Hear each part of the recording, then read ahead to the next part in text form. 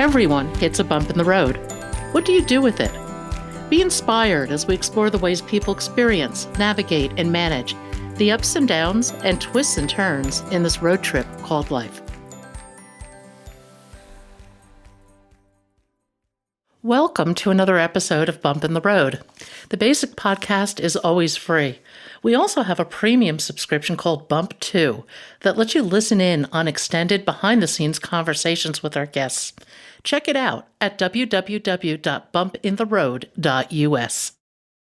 Christina Ramirez, author of Empowered by Discomfort, is a wise woman. Her wisdom comes from the courage to face herself, deal with her demons, and create a new way of approaching her life. In her 30s, this bright, attractive, capable investment banker who spoke 5 languages hit a point of utter depression. She found herself in a mental institution. Then, one day, an event occurred that made her decide to take total responsibility for her life. The years that followed led to the fulfillment of all of her dreams. But dreams can be transitory, and Cristina was in for another major bump in the road. Join us for a thoughtful and soulful conversation about personal responsibility, empowerment, and ultimately wisdom. Please welcome Christina Ramirez to Bump in the Road. Cristina, welcome to Bump in the Road. If you would, tell us your story. Thank you for having me here. And I'll start with the end, or where we are today. I lost my husband to cancer about 15 months ago, and it was 7 weeks from the time that he was diagnosed to the time that he died. And when you lose somebody like that is very difficult, and the grieving process is very unique but very challenging. But the wisdom to have handled that year came from way before. I grew up overseas. I always had this sense, this lack of sense of self, and that landed me with a very large, a very significant depression, addiction. So when my husband died, I really turned to that part of my life to recreate and restart. It's like, oh my God, now here I go again, and I used that experience of the last 20 years to really help me through what has been by far the most challenging part of my life. Talk a little bit about what you went through 20 years ago. Sure. So I come from a Cuban background, very traditional, and I was always told, happiness equals marriage, 2 kids, or actually 4 kids, and you'll never be happy unless you have a man. And that's just how I grew up. And so much so, my mom tells the story of, she was having trouble with division or something when she was a kid. And her dad told her, oh, don't worry, that's hard. You're not going to need that. Don't worry about learning it. So that's the background I come from. So here I was, 30 years old. I had worked on Wall Street. I had worked on Silicon Valley. I was living overseas. So I had, on the outside, I was very successful, but I had just had another failed relationship. A boyfriend dumped me. And you would have thought that it was the end of the world by the way that I felt. It felt like it was the end of the world. And it felt like I'm never going to be that woman. I'm never going to be happy. I'm never going to be married. I'm never going to have these things. So if I'm never going to have these things, I might as well not live at all. And at that time, I was suicidal. I had my stomach pumped, 4 times in a period of months. I was crazy. I was literally crazy. But the way that I was thinking was actually the world will be better if I'm not here. I will make things better if I don't exist. That was the depth of where I was. So I went to a rehab, and I was suicidal. I had this enormous addiction to pills, and the pills that I liked it's called Klonopin. So they're downers, and they're just if I could sleep through my existence, that would have been just fine with me. So I landed in a mental institution, and it's the kind of place where if you wanted to light a cigarette, which I smoked a lot back then, you couldn't just turn on light a cigarette. There was like this thing on the wall and a burner, and there was a hole in the burner. There was like a cover on it, like a metal cover, and the hole was big enough for your cigarette, but not big enough for you to stick your finger. And I needed to be there because I was the girl that was going to stick my finger on the burner. I was just like on this path of self-destruction, and I didn't know what to do. It was just like I was completely out of control for everybody else to handle and for me to handle myself. So like I needed that supervision. I needed, that safety. So I was at this institution, and there was one night, and the story, it's embarrassing. You can't see me, but I put embarrassing in quotations because that's not who I am anymore. And so I don't mind sharing the story now because I have compassion for that Cristina in her 30s, versus the Cristina of now. But there was a razor that somebody left in a bathroom, and I used it inappropriately at that time. Like I was a cutter. I did all kinds of crazy things. And instead of keeping it to myself, I told somebody, and then all hell broke loose, because you can't have razors lying around in a mental ward. So it was like this big rectangle in the building. And in the middle of the rectangle, there were these couches, and they put all of us in the couches. And I was sitting there, and this guy comes to talk to me. Now, this guy, he was wearing like one of those braces on your head that like screws into your skull so that your spine doesn't move. So they kind of look like it's really hard to look at them because like there's screws coming out of their head. And he looks at, and the way he got those screws is because he jumped into an empty swimming pool when he was drunk. So he broke his spine, thinking that there was water. So he looked down at me and says, like, "Are you happy now? Everybody's paying attention to you." And that was my bottom. It's like this man that looks like Frankenstein's creature, is looking down on me, like this guy that like dove into an empty swimming pool. Like, what am I doing? And that was the moment that I think I hit bottom, and I was like, okay, this is not going to work.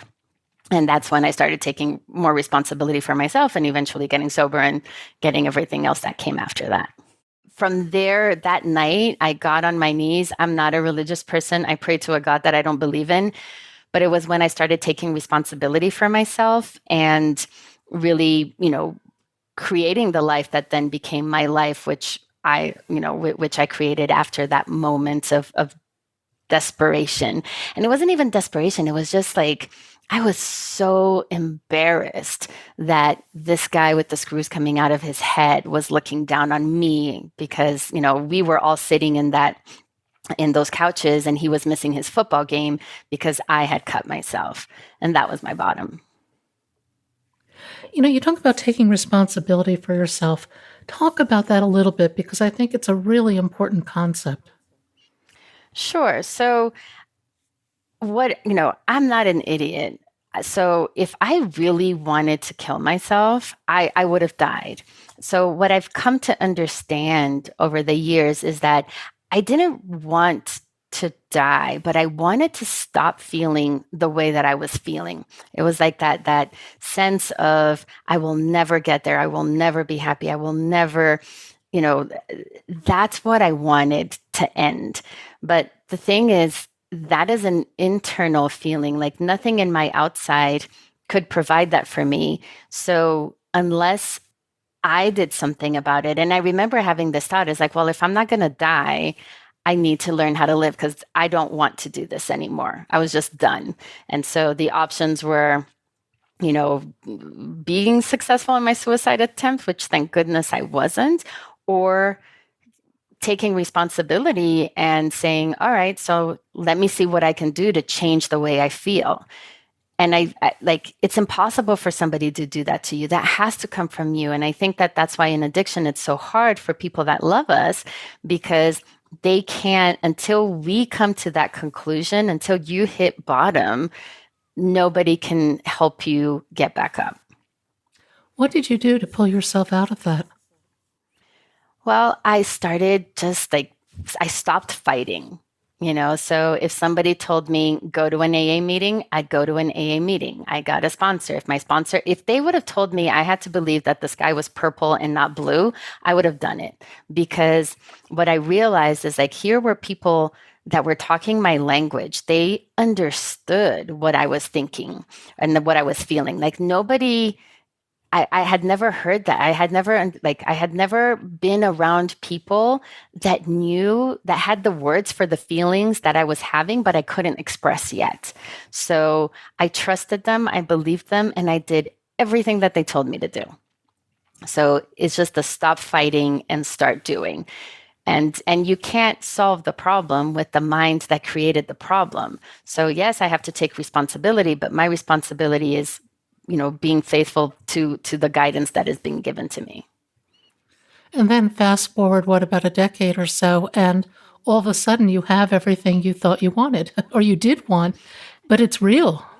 Absolutely. That's the thing. I got everything, like everything that I wanted, I had. And I just didn't realize that I had to get sober to get it. Right. So I met my husband in AA. I met him at a meeting. We got married. We had our boys, they're 21 months apart.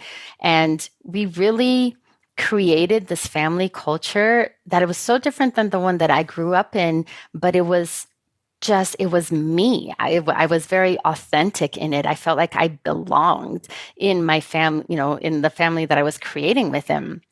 And we traveled a lot. We moved across country. We're living in Florida and we moved to New Mexico. Just why not, to give our kids another experience. So we really lived life on our terms. But like I said, I never understood that what it would take to get to the happiness was for me to be clean, sober, take responsibility for myself and do the work, just do the hard work of reconnecting with who you are. How do you reconnect with who you are? Well, first is to be curious, and I'm going through that process again because I'm not who I was before I married Joe. I'm not who I was married to Joe. And so now I'm reconnecting. I'm in that process of reconnecting with who I really am. And that just takes a lot of curiosity, and a lot of like openness. It's like, well, do I really like this food, or do I like this food because that was what we just ate? And just being open to change things and to look at them with eyes as like, how does that really feel for me? Does it feel like it's the authentic me or is it the conditioned me? And if I ask that over and over again, doing things, that's how you reconnect. But also when you are doing something that you enjoy, it just feels different because it's like in this mist of grief and darkness and like fear and anxiety and all of those things that come, at least that came to me when I lost my husband. If I went on a mountain bike ride the other day and I was so happy and it felt so good that I was like, okay, this is me. I am somebody that enjoys to ride a mountain bike. So the more you get those feelings of peace and comfort and happiness, then the more you're connected to who you are. Like that's who you are. And I think it can be a really interesting journey because you're really talking about stripping away these beliefs that we all have that define our lives. And I know for a lot of people, it's really terrifying to even think about that. But I think ultimately, it's such an adventure of self-discovery. It's wonderful. It's sublime. I agree. But the thing is like we're afraid because we're almost like conditioned to be afraid. And we think that what we see on Instagram is real. And maybe our brains understand that that's not reality, but we measure our insides to what we see on the outside world, and we're always going to fall short. So I feel like if we accept that in life, there's going to be challenges, there's going to be, things that aren't going to work at the level that we want them to work. And if we can look at that discomfort and just be like, all right, so what? And, the discomfort is is just a arrows, it's like a sign with pointy arrows and flashing lights that's telling you, hey, look at me. This is where we need to go to grow. And once I adopted that philosophy, then I'm no longer afraid of letting go of the past because the discomfort is showing me where I need to go because clearly the past is not serving me in the present in that area. That's really profound that the discomfort is showing you, a path to growth, essentially. But it's 100% true, right? Yeah. Because if everything was fine and dandy, then I wouldn't care. But we're always, so as we have a human need for safety and security, but we also have a human need for growth and expansion. So if somebody tells me, it's like, oh, no, like you say that because you are whatever. But if I had a gajillion $1 million, I would sit on the beach all day and drink pina coladas and I would be just fine. And I don't believe that that's true. I believe that maybe you'll be just fine for 6 months, for a year, 2 years, but for the rest of your life, you'll be bored out of your mind. So it's that, that need for growth is there, and the discomfort is just telling us, okay, that's what we're gonna tackle right now. Finding growth in grief, though, is very difficult. What pointers do you have for people?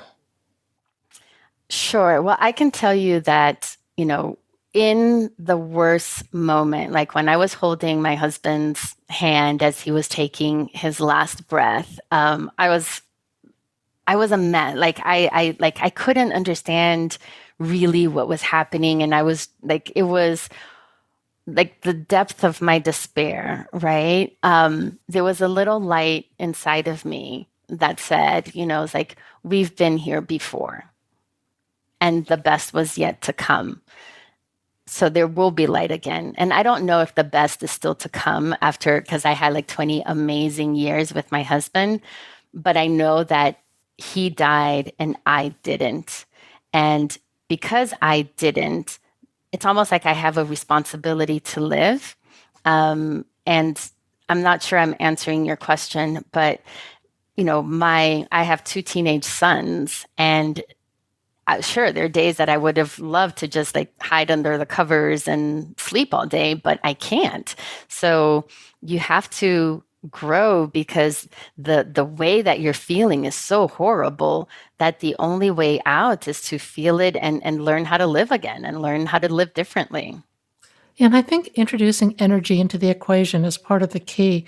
Even when you don't want to get out of bed under those comfortable covers, if you can just force yourself to take one step and then one more step, that energy does start to build on itself. Exactly. And, I think my expectations of myself were reduced significantly.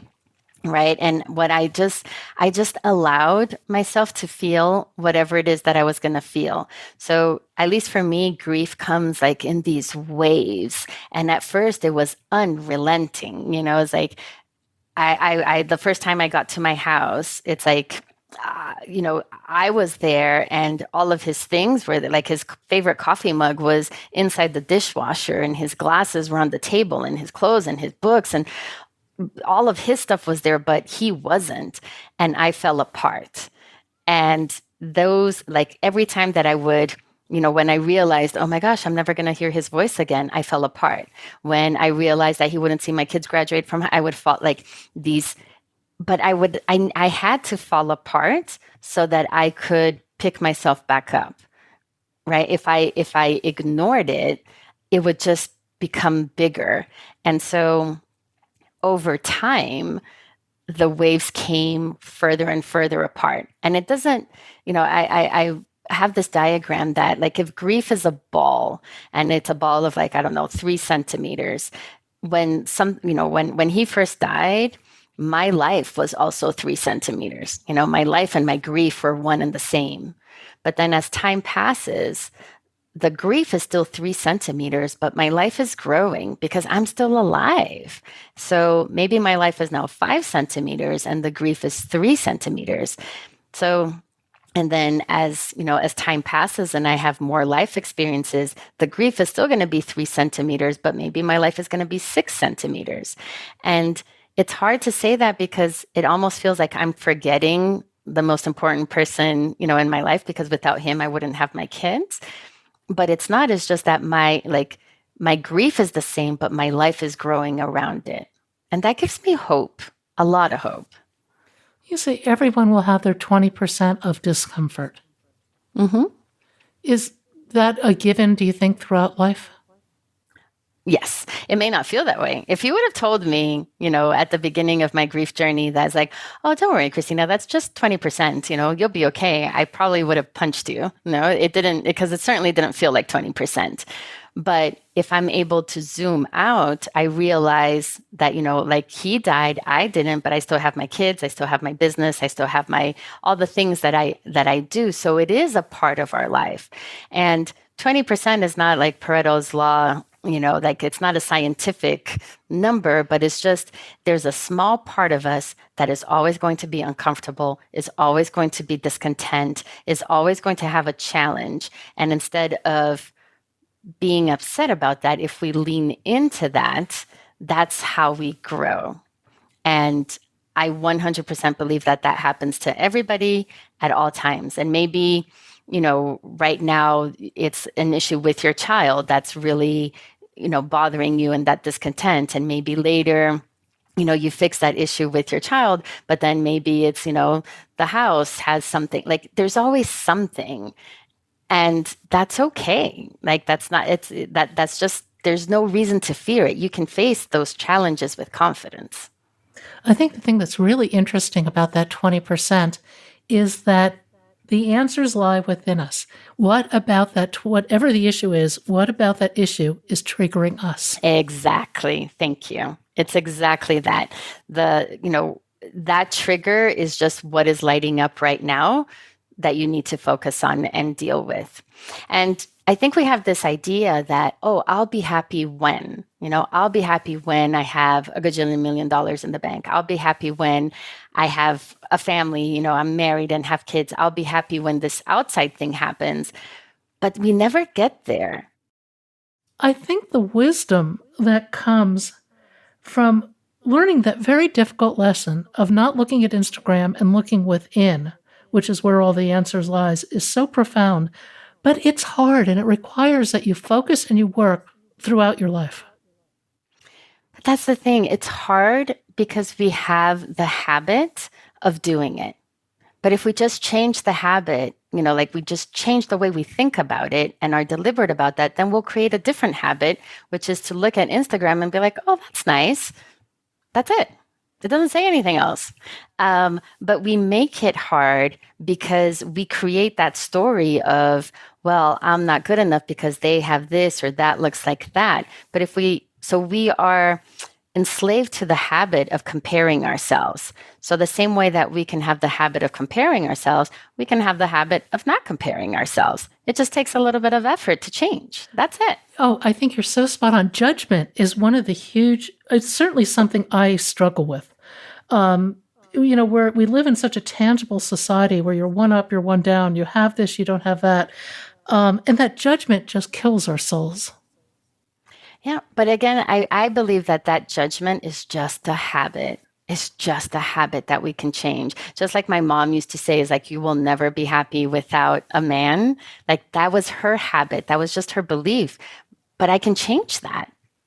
It's within our power to do that. And so, that's, if you look at Instagram and you start creating that judgmental story for yourself, like what I do for me to like retrain myself and to gain a different habit is like, I'll catch myself and be like, okay, in the past, I used to look at a picture like this and I would feel bad about myself, but I know better now. So I choose not to do that.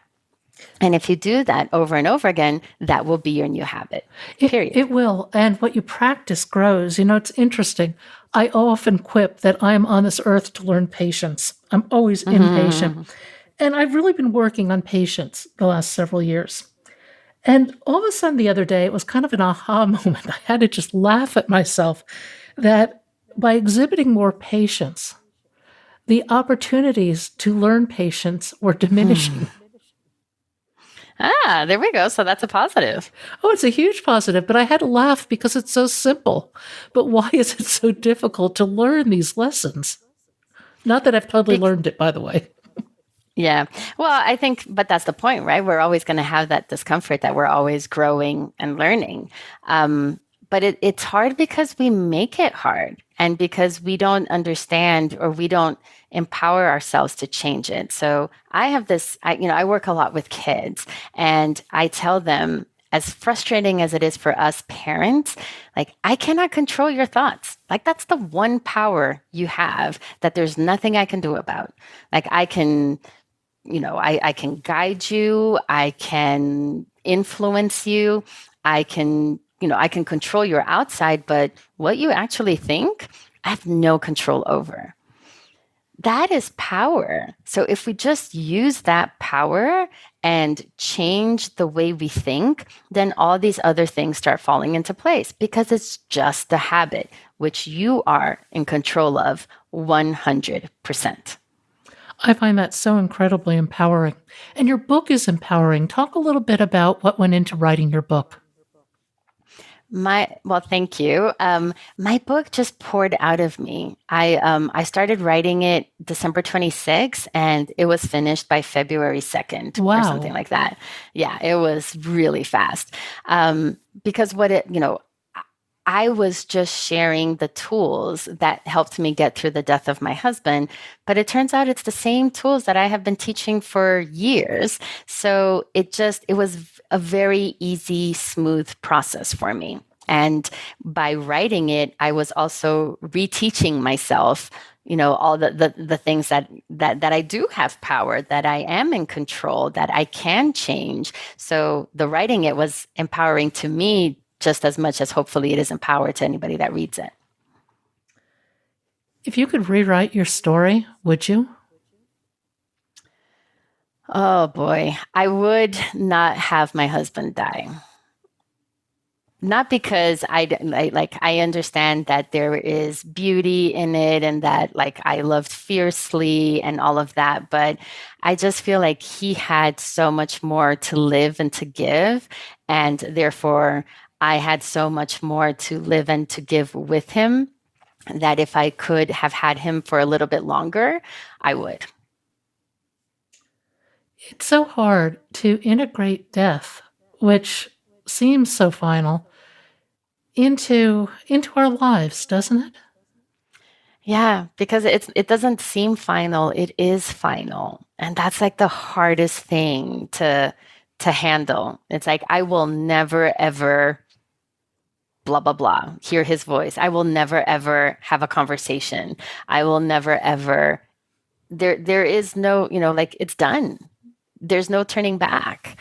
And what is weird is like imagine like I go back to 20 years ago and it's like that's what I was doing. I wanted it to be over, but I didn't understand what over really meant and felt like. I have a whole new understanding now. One gentleman I interviewed who lost his daughter said his turning point was when he stopped asking, "Why is this happening to me?" and he started asking, "Why is this happening for me?"